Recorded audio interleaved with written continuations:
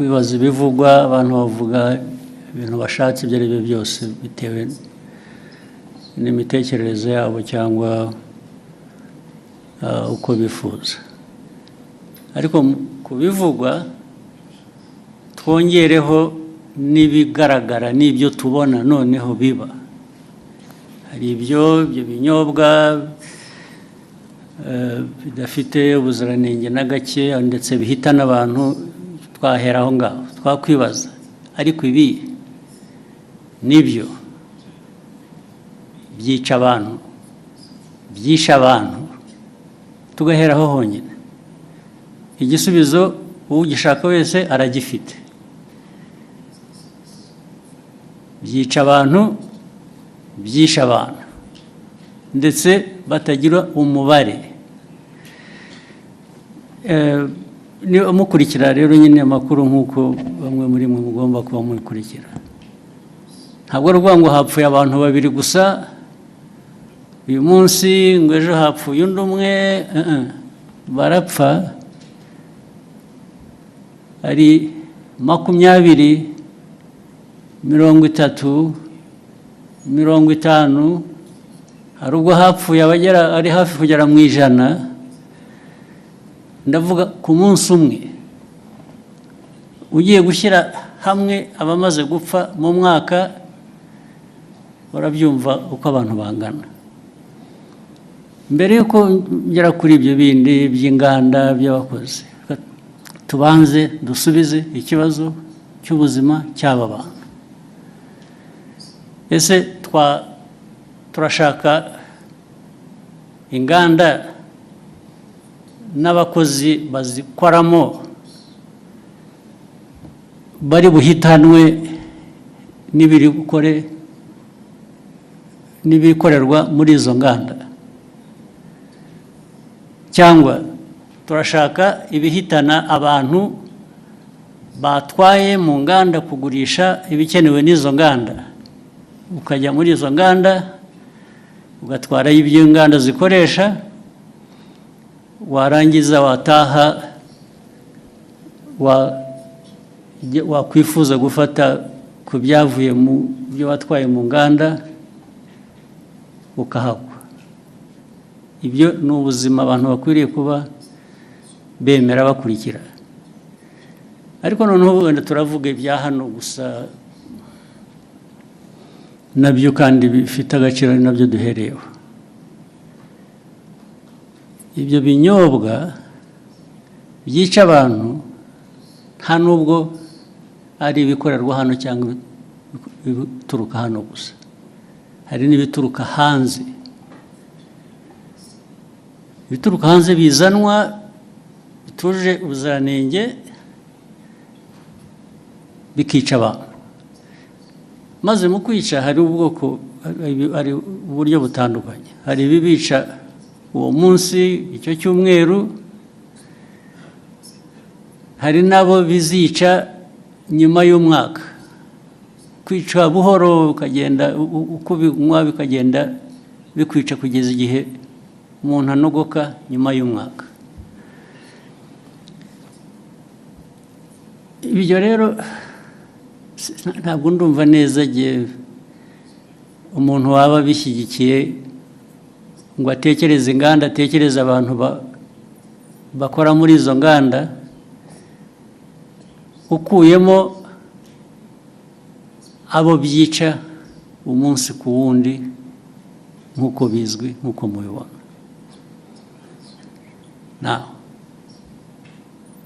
abo rero reba nk'uruganda cyangwa uburyo abantu bateguye ibyo binyobwa byaba ari mu ruganda byaba ari mu rugo byaba ari hehe byisha abantu uyu munsi birongeye wowe ibyo ukora ndavuga ahantu hamwe birongeye byisha abandi uwundi munsi ikindi gihe birongeye byisha abandi I'm talking about the same place ndavuga ahantu hamwe birongeye byisha abandi ahandi ikindi gihe ubu ukavuga ngo urakora ikize ariko noneho usibye wowe ubikora bikica abantu,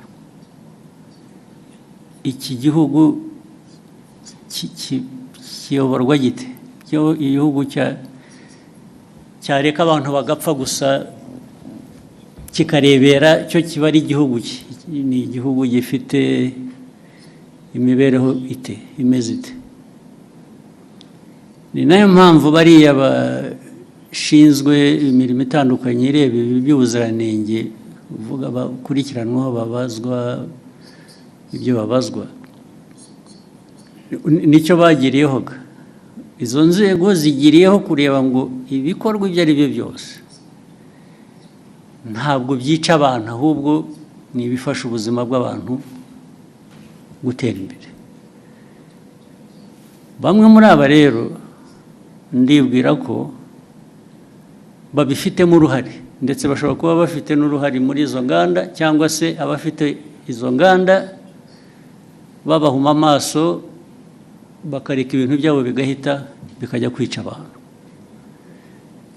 Ibyo niko ntekereza, ariko noneho bazabyisubiririza igihe bakurikiranweho ibyo ngibyo, nibo bazabisubiza, nta wundi wabibasubiriza.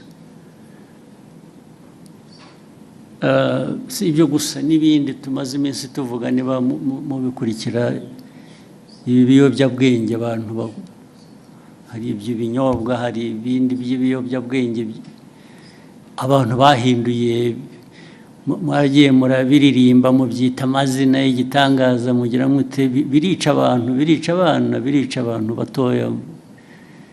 Iki gihugu n'abakuru hari ababirimo, ndetse birica abantu igihugu cyaberaho kugira ngo kirebere abantu bapfa, abantu bacyo bapfa.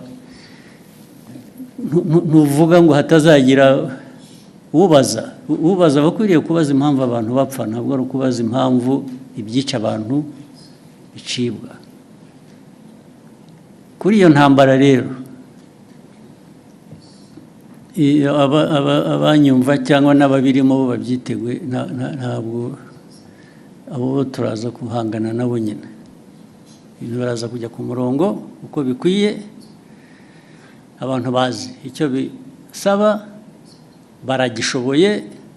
Ariko ibyo kujya kuzana imico n'imikorere yica abantu aho bayivana birabareba aho ngaho handi, niba barabyemeye. Ibyo ntabwo bindeba, ntabwo aho handi handeba. N'umuyobozi w'iki gihugu ndareba iby'iki gihugu n'abanyarwanda, no gukorana nabo kugira ngo bashobore kumenya ibibafitiye inyungu n'ibitabafitiye inyungu. Ushaka rero kurenga amategeko cyangwa gukora we kubera ko agomba gukora uko yifuza, ibyo ari byo byose aba ari byo bishyirwa imbere, abo ngabo bazahangana n'ababishinzwe kubishyira mu buryo. Hari ikintu nabonye mu byo nsoma n'iki kugira ngo bijyanye n'ibyo abantu bibaza, ariko se uko bikorwa, kunenga uko bikorwa, uko bishyirwa, ndavuga uko bikurikiranwa, uko abantu bafatwa, uko bagira bate, uko bagenzwa, bishobora kuba birimo ikibazo uko abantu bavuga. Ibyo mbona ibyo, niba ari ikibazo, ni ikibazo gitoya ugereranije n'ikibazo kiriho gishaka gukemurwa, ariko nacyo ni ikibazo gishobora gukemuka. Inzego zibishinzwe baba bakora ibintu bitari byo, bakwiye kubihindura, ariko ntabwo byavana abantu ku ntego yo guhangana n'icyo kibi abantu bagomba guhangana nacyo. Ibyo kujya abifuza ko abantu babirwanya, ariko babivuga neza, bogeza babirimo, icyo ni ikindi kibazo cyoroshye gukemura. Exchange nabonye hagati yawe na Minisita Olivier byari ibiki? Interested kumenya uko nayo ukurikiranye nkagerageza kureba ikibazo kirimo nkakibura. Now I want you to mbere yo kumbaza banza unsobanurire menye ibyabaye niki. Murakoze nyakubahwa Perezida wa Repubulika, ikibazo cyabaye ko ntazi igifaransa neza ku rwego nyakubahwa Minisitiri yumvaga nkwiye kuba nkiziho. Ngerageza gushyira ijambo rye mu Kinyarwanda kugira ngo Abanyarwanda bumve. Aje kunsubiza ko ntabikoze neza. Hari ku cyumweru yakosoraga Ikinyarwanda ni ukuvuga ngo hari message yari yanditse cyangwa ubutumwa mu Gifaransa asubiza yavugaga kuri issue ya Kongo. Hari abo yari ibyo yasubizaga tugerageza gushyira mu Kinyarwanda. Ngira ngo ntitwabivuga neza nk'uko Igifaransa kibivuga tugerekeje. Ariko se kuvuga neza hari icyo mwanyuranyijeho se cyo yavugaga? Ntabwo twakimenye kugeza ubu kubera ko ndavuga isi ushobora kuba yaravugaga ikintu mukagisobanura mu buryo butandukanye n'ibyo yavuze. Ubwo ni nko kuvuga ngo mwavuze ibyo atavuze, ariko hari no kuvuga ibyo yavuze wenda mu rurimi we yumva rudahagije. Biratandukanye. Yego, icyo cya kabiri igihe nta kibazo mbonamo kuba wavuga ibyo navuze. N'ubu ngubu nimuva ugenda ugasobanura ibintu navuze cyangwa nashubije mu nzira iyo nabishyiragamo, ariko wenda ururimi rukagobwaho akantu gato, ntabwo njye nabibonamo ikibazo. Ariko ugiye ugahindura ibyo navuze Yesu ukavuga ko navuze no, ubwo biba byahinduye isura. Aho niho nagira ikibazo. Niko byagenze or what happened? ntabwo twigeze duhindura icyo yavuze, nuko tutakivuze mu Gifaransa ngira ngo cyanyacyo, kuko na message utabisobanuye mu Kinyarwanda ngo gihwanye n'Igifaransa cyiza yavuze. Noneho ushaka intambara z'ubusa kweri. hanyuma aza gusubiza. Ndabyibuka hari ku cyumweru, ngira ngo hari nuko nari njyenyine iyo mba ndi kumwe n'undi yarangiriye inama itari igisubizo natanze, kuko naje mvuga nti ntiwigeze utubwira ikosa twakoze ngo turikosore, kuko we yagaragazaga ko dukwiye gusubira kwiga Igifaransa, kandi koko sinkizi, ariko abo dukorana bamwe baba bagerageje. Ngira ngo naho habaye kutumvikana na nyuma ndisegura kuko ntari ku rwego wenda rwo gusubiza. Ariko wiseguriraga iki? Ko nashubije Minisita ndi umunyamakuru muri urwo buryo. N'ubu ndacyasaba imbabazi. Bishoboka ahubwo azagusaba imbabazi ariwe, kuko ibi bya protocol iby'abajanesi ntabwo birimo protocol. Yes, ndabona ushaka icyo kintu ndashaka kuko nabonye hari ugusaba imbabazi sinabyumva.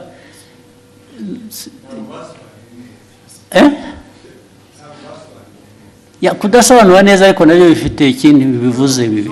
Neza ni ukuvuga ko ibyavugwaga mu Gifaransa sibyo byavugwaga mu Kinyarwanda. Biratandukanye. Si ukuvuga ko Ikinyarwanda cyari kibi. Oya, ntabwo cyasobanuraga icyo Igifaransa cyavugaga. Byanyuranye bite? It was not opposite. Sinibuka neza ariko icyo gihe twarabibonye twese tuti niba mutazi Igifaransa nta mpamvu yo gukomeza kuvuga mu Kinyarwanda mwihimbira. Ariko ubwo namwe mwagiye mu rurimi gusa ntimwareba content. Nge ndashaka kumbwira content. Nyakubahwa unyemereye buretse content nuko cyanyuranyijeho niki yavuze iki ku buryo kinyuranyije n'icyo undi yari yavuze. Aho izo mvi zanjye zintaye mu gihe, kuko ariko icyo nibuka icyo gihe kuko twese twabibonye icyo Minisitiri nta makosa yakoze. Avuga ati hari ibyo gihe navuze, mwebe musobanura mubwira Abanyarwanda ibitari byo. Yes, ariko ntabwo wavuga utyo gusa utavuga ibyo ari byo nawe. Muri aka kanya mu mbabarire nizo urabivuga n'imbaraga ukagira ngo kuko hari substance, hari na form, hari content na form. Content ya misrepresentize ni iyi, ariko the form bijyanye na language bishobora kuba bitari uko bikwiye kuba bimeze cyangwa uko byumva ariko did it change the content? Yes. Uravuga yes nakubaza ntabwo bizi nibyo nibuka ariko na minister nawe arahari of course n'ubundi yumbwira nkabaza minister na mbere hose. Yes, minister tubwire very important kuri je nabonye abantu bahereka reko nta protocol iri mu bibi bintu nabonye hari wasubiza ngo abwiye minister nabi minister nabi ko tubaze. Murakoze Your Excellency, ntabwo byari ikibazo cya protocol ntabwo byari n'ikibazo cyo gusubiza minister nabi nge nta kibazo nari mbifiteho. Ikibazo ni content nari navuze bijyanye n'inama yabereye i Nairobi ya Africa Forward Summit twari twagiyemo tujya ku substance nyine quickly kuko guverinoma ya Kongo yaravuze yuko ngo mu nama ngo bavuze ko u Rwanda rwabateye bakabibwira bari mu nama kandi iyo nama ntabwo perezida wa Kongo yari ayirimo yaje irangiye bazanye umukandida wa muri Francophonie. So abanyekongo ibyo bavuze nibyo bitari byo hanyuma ndabivuga muri tweet mu gifaransa mbabwira ko ibyo bintu mwavuze ko abanyekongo ibyo bavuze atari byo. Hanyuma rero mu kiganiro na Scovia barimo bagerageza gusemura barabiquestioninga byose bande ibyo navuze barabiquestioninga yuko muri ikiganiro Scovia n'abandi banyamakuru basangiye stage muri mama w'u Gasabo. Hanyuma baranavuga yuko bavuga ngo iki bavuga yuko ibyo navuze ahubwo bagiye kubibaza umuhanzi witwa Sherry Silver wari watumiwe ngo aze muri party yagombaga kuba after the meeting ya Africa Forward Summit ku buryo navuze yuko bitanakwiye yuko no ariko ibyo bavuze bitajyanye n'ibyo bavuze ni ibiki nibyo ngibyo byuko Kongo yanenze u Rwanda mu nama kandi Kongo perezida wayo ataranahari ibyo nibyo navuze bo baranabiquestioninga banabiquestioninze cyangwa babireportinze ku buryo butari bwo babiquestioninze ibyo navuze bavuga ko ahubwo baza no kubaza umuhanzi babiquestioninze bavuga ko ibyo wavuze bitari byo nicyo cyangwa ko bitari byo ko bitumvikana ko ahubwo baza kubaza uwo muhanzi ko ari wewe uza kubisobanura ikitarumvikanaga ngo nikize nibyo nanjye nibaza kuko ibyo navugaga byari clear kuko Kongo yavugaga ko ngo batunenze ko mu nama ya Africa Forward Summit kandi Kongo itari nahari baraje ariko ibyo ni Kongo yabivuze ibyo ni Kongo yabivuze ngewe ndabinenga muri tweet mu gifaransa hanyuma ahubwo bo barananenga bavuga ko bidasobanutse ibyo ndimo mvuga bitasobanutse meaning what ko ibyo mvuga nenga Kongo ko bitari clear kandi ari nge wari uhari muri iyo nama ibyo navuze byari bisobanutse kandi ari ikintu kimisinga aho ngaho ntumva neza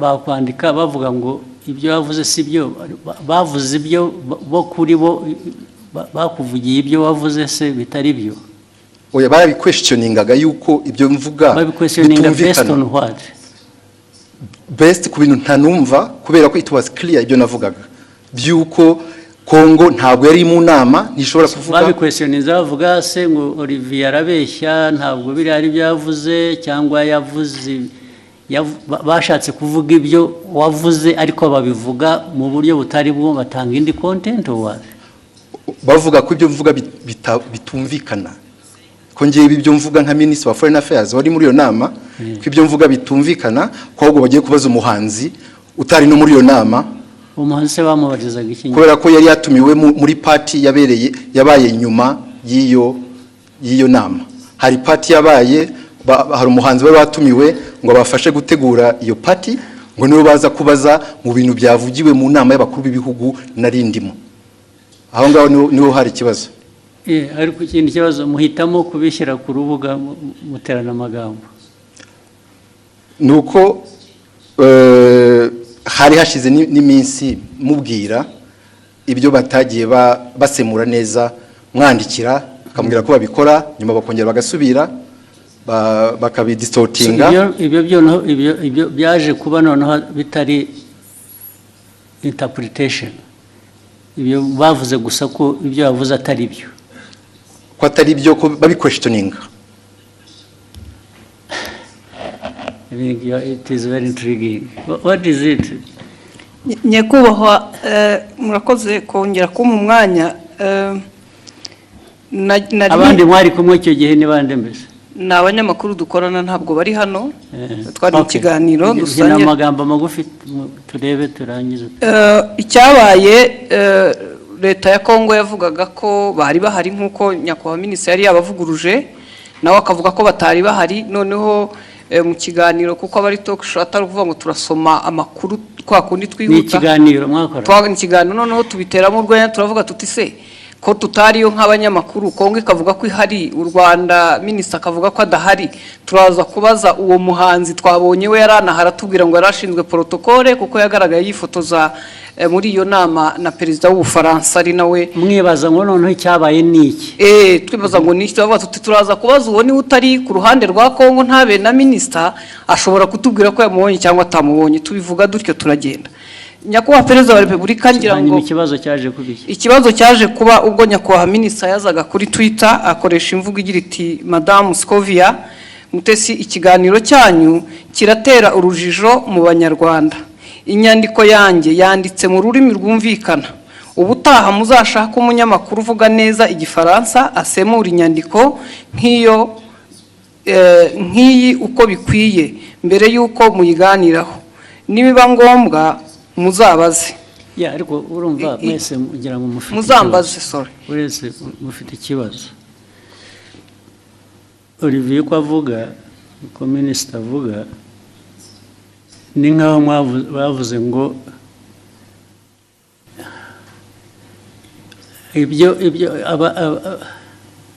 ibyo yavuze asubiza ko abanyekongo batari bahari. Mwavuze ko ni nkaho muvuga ngo abanyekongo bo baravuga ngo bari bahari, wowe uravuga ngo ntibari bahari. So nibyo byateye urujijo. Yego. Okay? Ntabwo byaba ikibazo cy'Igifaransa rero cyangwa Ikinyarwanda. Kuko niba uvuga ngo mu inama ntabwo bari abantu bari bahari. Okay? Then ukavuga ngo minisitiri ibyo avuga ntabwo ari byo, bariya baravuga ngo bari bahari, minisitiri aravuga ngo ntibari bahari. Icyo kikaba ari cyo kiba ikiganiro, ntabwo ari ikibazo cya interpretation. Ni ikibazo cyo kuvuga ngo either abantu koko bari bahari cyangwa ntibari bahari. Iyo ntabwo ari interpretation y'Igifaransa cyangwa Ikinyarwanda. Urumva Olivier nibyo mwamubwiye nabyo ntabwo ari byo, kuko niba uvuga ngo bavuze nkaho bahakana ko ibyo wavuze atari byo, kubera ko wavuze ko batari bahari abanyekongo kandi wenda ntibari bahari, ariko bo baravuga ngo ariko reka tubaze abanyekongo bo barabivuga nk'abari bahari, ubanza bari bahari. So meaning barashaka kumenya niba wowe ibyo wavuze ko batari bahari ari byo. Ntabwo ari ikibazo cya interpretation ya language. Biri he aho ngaho? Ni ikibazo cyo kunyumoza kuvuga ngo minisitiri yatubwiye ko abanyekongo batari bahari. Reka tubaze uriya muntu wundi wari uhari akutubwire ko kuko abanyekongo batari bahari. Ntabwo ari ikibazo cy'Igifaransa cyiza cyangwa kibi. Ni ikibazo cyo guhakana icyo wavuze in whatever language you said it. Sinzi niba mubyumva. Ahangaha ikibazo cya interpretation ya language kivuye he? Cyangwa Igifaransa kibi cyangwa Ikinyarwanda tumvikana bivuye. What is at issue here is to prove that either ngo ibyo babivuze kuko bari bahari, cyangwa se babivuze babeshya ntibari bahari. Ariko we Olivier yavuze ko abanyekongo batari bahari. So icyo ni ikibazo cya the substance of the argument, it's not the language. So mwagihinduye ikibazo cya language gute? ntabwo twagihinduye ikibazo cya language. Ndavuga na minister niwe mbwira. Ntabwo ari ikibazo cya language ngo uzajya ubwira abanyarwanda kuko niyo waza kuba yabyumvise igifaransa neza. Still yajya kuvuga ngo Olivier yatubwiye ko abanyekongo bari bahari kandi batari bahari. Yatubwiye ko batari bahari kandi bari bahari kuko abanyekongo baravuga ngo bari bahari. Is that an issue of language? Ibyo mukabiteranaho amagambo mu media gute? Yes.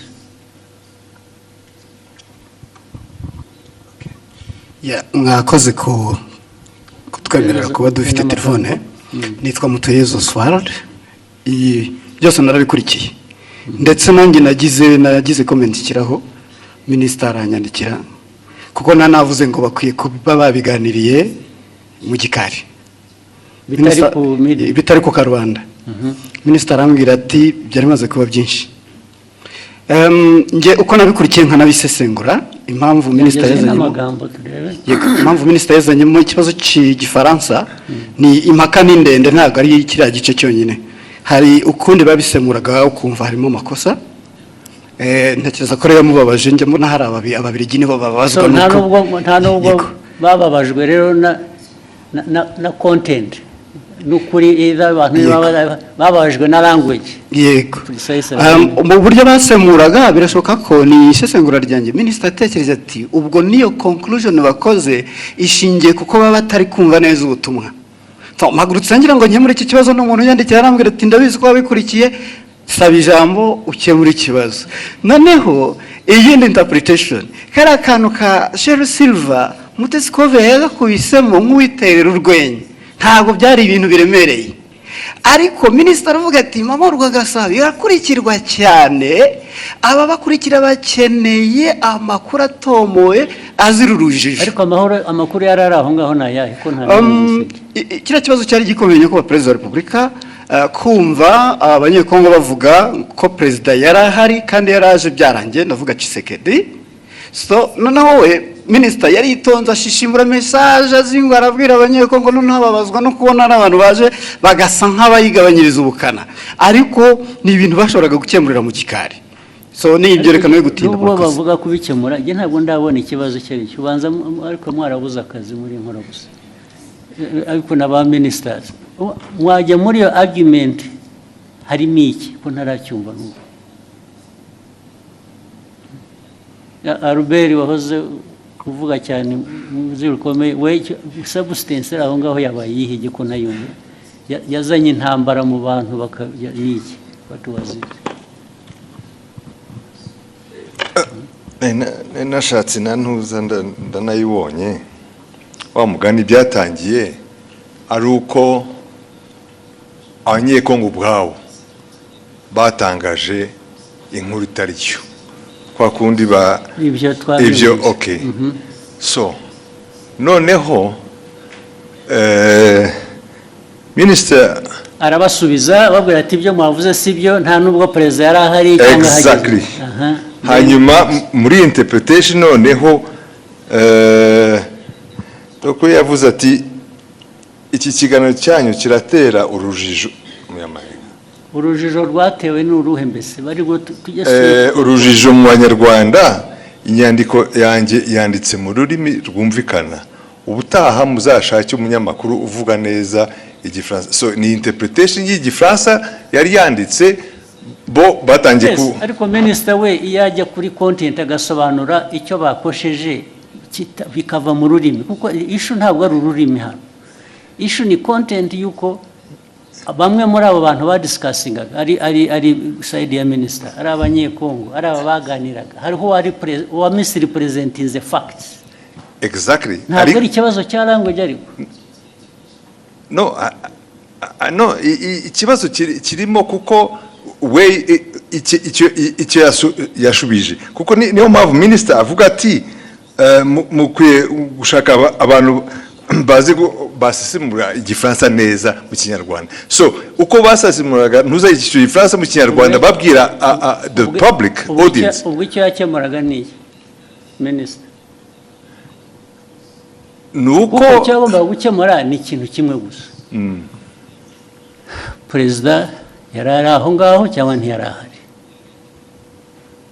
ye ntabwo yari ahari ibindi byo ururimi wabivugamo rwose it doesn't matter ikimataringa ni fact yuko either abantu mu rurimi bavuga urwo rwose rwaba ari ruzima rutari ruzima baravuga ko perezida yari ahari kandi atari ahari niho substance iri gusa sure ariko ibyo ngibyo uvuga ni nkaho argument iri ku language it's not on the substance. The argument is nk'itangazamakuru to in fact kubwira abantu ibitari byo kandi nawe impamvu bibaye ni ukutumvise neza icyo gifaransa ariko Albert urumva nawe ari na Olivier nyine mufite ikibazo cyanyu ni language ikibazo cyanyu ni substance the substance that is the wrong message ugeza ku banyarwanda yihese iyihe yagejeje yo questioninga ibyo minister yavuze now question ibyo navugaga rero ubu noneho bitwayeho byari biri ya questioning ibyo minister yavuze now that becomes the substance kurimo no it's not exactly hari ahantu Mr. President Excellency the problem is we ajya ngo abanyarwanda bumve the substance uko yari imeze hanyuma mu itangazamakuru mbere ko utangaza muri audience ukwiye kumenya ko ibyo ugiye kubabwira ari byo so wasobanukiye nabi ukabwira the audience the wrong message yababwiye in fact they were questioning even ibya minister. Why not? Okay. Why can't the minister's statement be questioned? No, okay, why not? Fine, let's take it. You question the minister. Fine. So,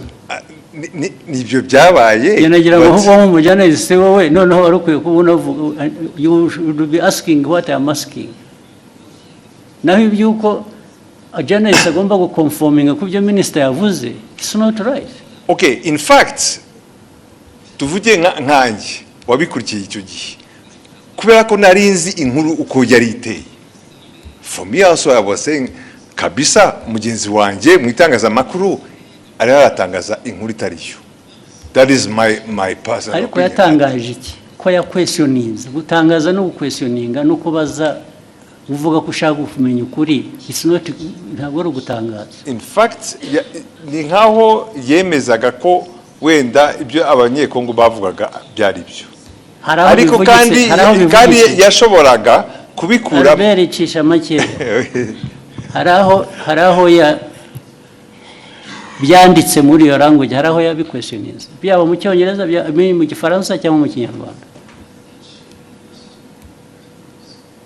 Jewe uko ni minister avuze ibintu wari uhari nk'umunyamakuru nagendera kuri ibyo ngibyo. Kuki umunyamakuru wari wese abishatse atavuga ati ngiye ko biri ariko byabaye kubera ko undi yavuze ko atari byabaye, yaba ari umunyekongo cyangwa undi. So ishu ni iyihe none? Ubwo we Olivier wumvaga ikibazo ari iki? Mwagiye mu mpaka z'iki ko noneho bigenda biba even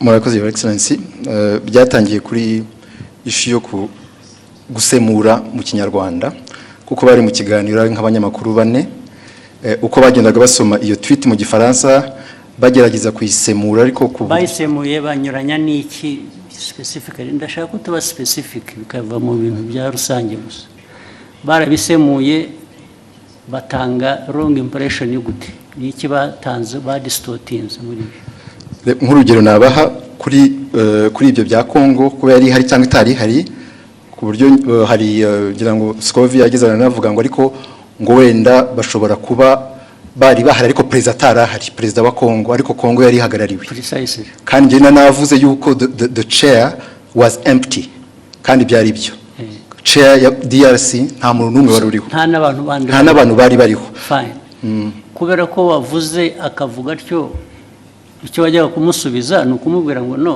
actually nta n'umwe wari uhari gusa izindi ntambara ubwo zasubiza iki nibyo nari navuze muri iyo tweet yuko the chair was empty nibyo ariko erega nta muntu wowninga facts cyangwa ukuri ngo iyo yavuze nta ugira icyabaza wabivuze ni nabyo ariko somebody expressinze ko ashaka kumenya ko ibyo ari byo what is wrong with that ikibazo cyari gihari nuko it was even questioning a fact. It was not even my opinion. It was a fact. Questioning what? No, it was your opinion, much as it was a fact. Kuko niwe wari wabizanye.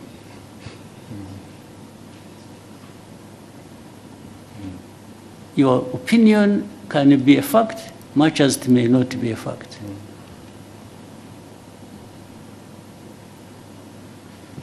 Your opinion is not always a fact.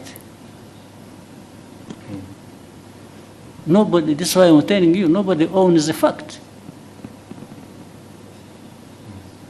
And that's why journalists, as we know it, nubwo mujya mutunenga ahubwo twebwe ntabwo numva ko iyo umuntu yavuze ikintu kubera ko ari minister byanavuzwe ko ari minister, so nobody says anything kubera ko byavuzwe na minister. How? So your exchange is flawed. It's not right. You didn't even, if you really wanted to act even as a minister, you wouldn't have had this exchange like the way you did. Niba rukugiye kujya udiringa n'aba journalists, then there is a problem. So byabanje kuba ko ari interpretation ya French ni Kinyarwanda kuko ni nabyo wanditse ni nkaho babubwiraga ko bakwiye kuba bazi Igifaransa kizima kitari icyo so byavuye no kuri substance byagiye muri ibyo ngibyo birimo iki nka minister cyo bibonamo ni iki none. It was just to ensure yuko abanyarwanda bahabwa the right information kubyerekeye ibyabaye gusa. The right information iva mu bibazo bibazwa. If they are asking you and you can substantiate what you are saying, abanyarwanda they are benefiting. Another time actually they may question you and find what you said was not right. Still abanyarwanda will benefit.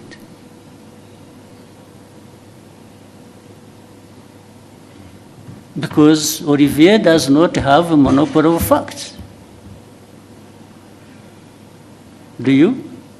No, I don't, sir. Hey, so.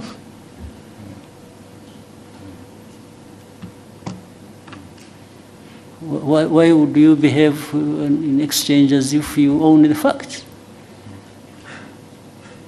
Na Albert wagusapotingaga bimura namubaza ko bati nabyibagiwe ati ntabwo numva mbizi ubwo se what is the argument?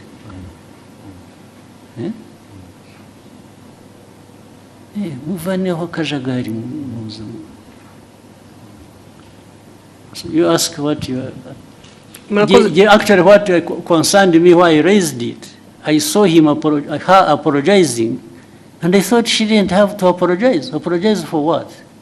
Nasabye imbabazi kubera ko ndi umucuruzi mfite televiziyo minisitiri kuvuga ko tutize tufite ibintu bitameze neza nshobora gutakaza isoko nagombaga kujya mu ruhande rumeze rutya ariko kuri jewe waritakaza wa apologizing when you apologize babona asabye imbabazi nabo bambabarire.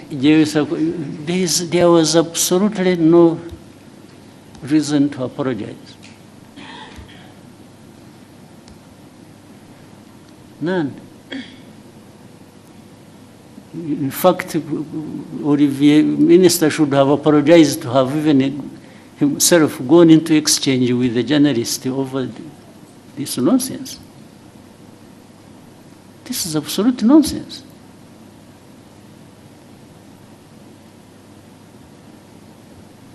Okay, go ahead. Murakoze nyakubahwa Perezida wa Repubulika. Ni Discovery Mutesi nyine Nkoramama Rwagasabo. Ikibazo cyane gishingiye ku bijyanye n'amategeko ahari yemerera abakozi ku murimo, ariko dufite ikibazo muri iyi minsi cyaho abakozi bakorera ibigo byigenga private sector, aho usanga batabaha amasezerano y'akazi, abo bahaye amasezerano y'akazi nabo ntibabahe ibyo amategeko asaba, ndetse rimwe na rimwe ntibabishyure, binagenda bikagera no muri company za security, aho ushobora umuntu kumara amezi 3 adahembwa kandi mu by'ukuri usanga anahembwa amafaranga make cyane ari munsi y'50,000. Ikibazo ni ukureba uburyo abashinzwe kubahiriza amategeko bafasha abakorera muri private sector kugira ngo abakozi bakoreramo nabo bahemberwe ku gihe. Ibyo niko bikwiriye kuba bimeze.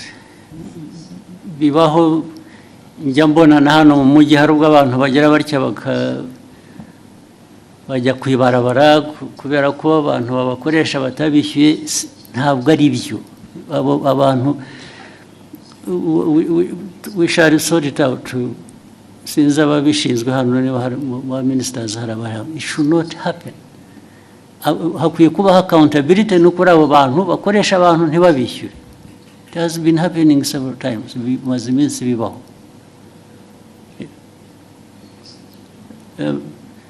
Minicom uri hano cyangwa n'abandi abantu kutishyurwa bikarinda bivamo inshuro bibaye murabizi. You have seen it? Minister of Local Government mwarabibonye? Bibaho cyane. Kuki bikwiriye kubaho? Kandi iyo byabayeho inkurikizi kuba tabishyura baba bakwiye kuba babishyura nizi. Anyway, yihorere. Icyo kibazo kirumvikana, it will be sorted out one way, bizakemuka ku buryo bumwe cyangwa ubundi. Murakoze nyakubahwa Perezida wa Repubulika, nashakaga gusoreza ku kijyanye naho ibiciro bigeze ku isoko bigaragara ko bihenze, kandi si mu Rwanda gusa ni ku isi, ariko hari ibyiciro by'abantu bakigowe ndetse bakaba ari n'abakozi ba leta ku mishahara, abanyamabanga nshingwabikorwa b'utugari, abaganga, ndetse na bamwe mu bakora mu nzego. Ibyo bibazo birazwi kandi bihoraho, bizanahoraho. Hari ibintu bihora bihinduka. Ntabwo hanze ku isoko bijyanye n'ubukungu bw'igihugu ari ku miterere yabwo ubwabwo cyangwa bifite bituruka hanze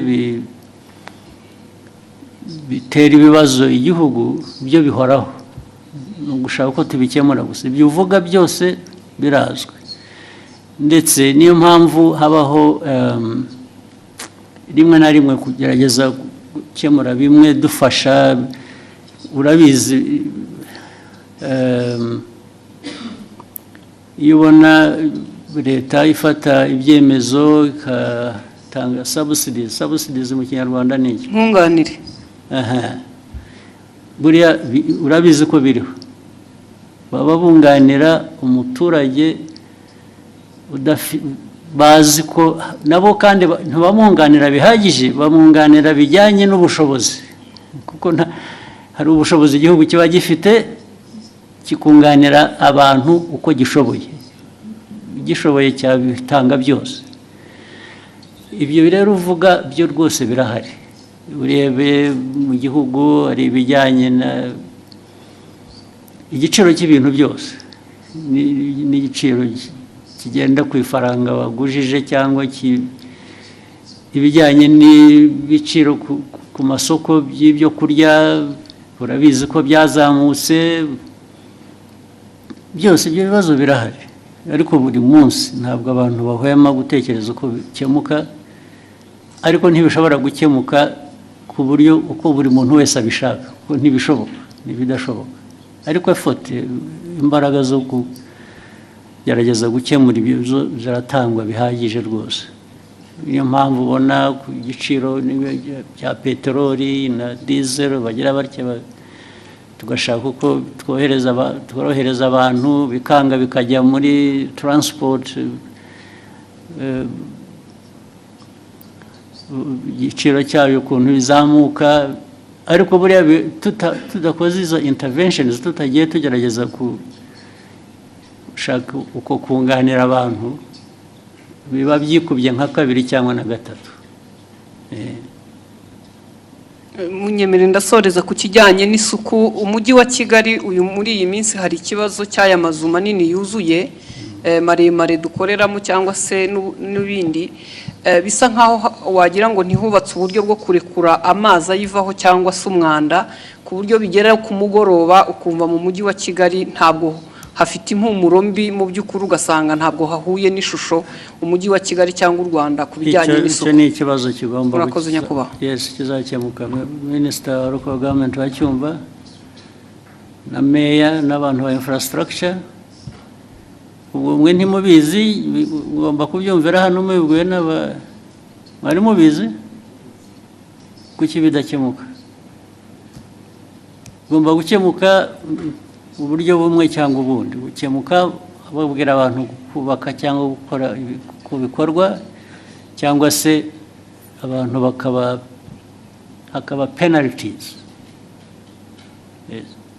zijya mu gukemura ibyo bibazo nabyo vuba na bwangu bikurikira.